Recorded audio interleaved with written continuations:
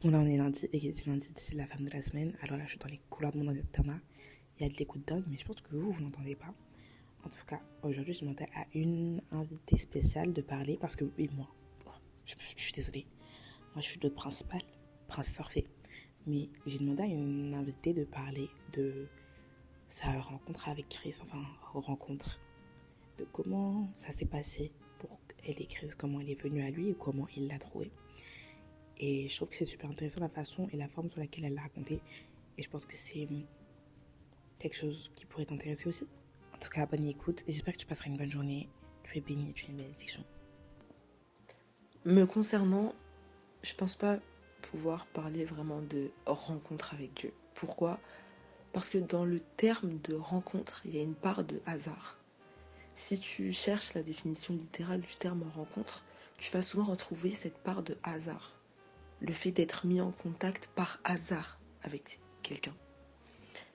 Or, ma relation avec Dieu n'a jamais été un hasard. Jamais. Je suis née dans un foyer, je suis issue d'une mère qui, avant même ma naissance, dans une certaine mesure bien sûr, a toujours mis Dieu au centre de sa vie. Et qui donc, quand je suis née au monde, a su le mettre au centre de la mienne. De sorte que j'ai toujours connu Dieu en réalité. Il n'y a pas de période de ma vie où je ne connaissais pas Dieu. Je n'ai pas d'époque de ma vie où je ne connaissais pas Dieu. Cela étant dit, beaucoup seraient tentés de croire que, étant plus jeune, je ne croyais pas vraiment en Dieu, ou que du moins j'y croyais seulement parce que mes parents m'avaient dit que. Et c'est totalement faux. C'est totalement faux. J'ai toujours eu une certaine sensibilité spirituelle sur laquelle ma mère a toujours veillé, qu'elle a toujours protégée, de sorte que moi-même, seule, de mon côté, j'ai pu expérimenter Dieu très tôt, très jeune. Et c'est ce qui m'a poussée, à l'âge de 6-7 ans, je crois, à insister pendant des semaines, voire des mois, je crois, auprès de mon pasteur pour moi aussi me faire baptiser, alors que de base, dans mon église, on ne baptisait que les adultes. Sauf que voilà, je faisais énormément de songes, j'entendais souvent Dieu me parler, on va dire, et j'ai beaucoup insisté auprès de mon pasteur de l'époque, qui au final a cédé parce que lui aussi, au final, avait fait un songe que j'avais prédit. C'est-à-dire que moi-même, d'abord, j'avais vu en songe que le pasteur ferait un songe qui ferait qu'il accepte de me baptiser. Au final, il l'a fait et j'ai été baptisée parmi les adultes à l'âge de 7 ans parce que je l'ai voulu. Et c'est pour ça qu'en fait, je n'ai jamais douté de l'existence de Dieu. Jamais, jamais, jamais. En revanche, j'ai souvent questionné. Je n'ai pas douté de l'existence, mais j'ai questionné les fonctionnements, les principes, les règles, pour essayer de mieux comprendre. Ça a toujours fait partie de ma personnalité, parce que certains pourraient dire que c'est une qualité, d'autres un défaut, mais je suis quelqu'un de très, très, très rationnel. Donc voilà, je suis quelqu'un qui se pose énormément de questions. J'ai pu également parfois, de manière, de façon momentanée bien sûr, j'ai pu parfois m'éloigner de Dieu, mais jamais trop longtemps. Toutes les fois où je me suis volontairement ou involontairement éloignée de lui, je suis toujours revenue à Dieu, à un moment donné ou un autre.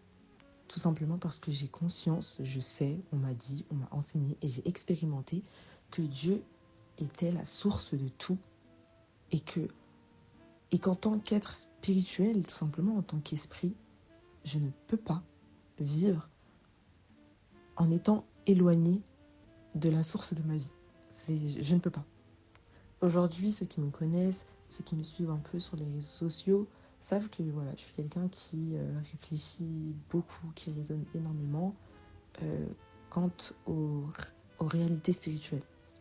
Mais, encore une fois, j'insiste, il n'a jamais été question pour moi de remettre en cause l'existence de Dieu. Jamais de la vie.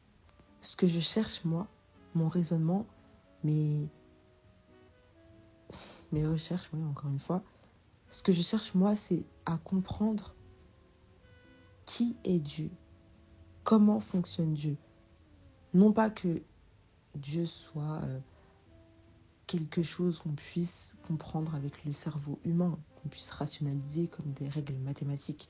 J'ai bien conscience que c'est quelque chose qui nous dépasse et c'est ce qui fait que c'est Dieu.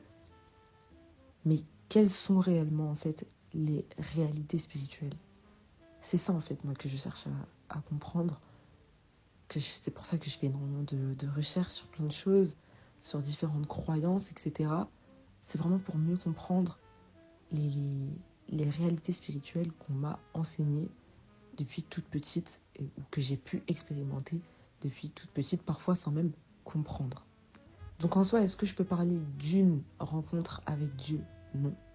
Mais je peux parler d'expérience au pluriel de Dieu. Je peux parler d'expérimentation au pluriel, encore une fois, avec Dieu. Et je trouve ça, entre guillemets, mieux, plus intéressant, plus enrichissant pour moi. En tout cas, là, je parle pour moi. Parce que voilà, il y a des personnes qui ont expérimenté une véritable rencontre, une rencontre avec Dieu qui a totalement chamboulé leur vie. Je trouve ça tout aussi beau également. Mais pour la personne que je suis, je trouve que voilà, des expériences me parlent plus, me guident plus, me chamboulent plus. Et voilà. En tout cas, merci Kétiane et merci énormément d'avoir écouté jusque-là. Passez une bonne journée. Bye.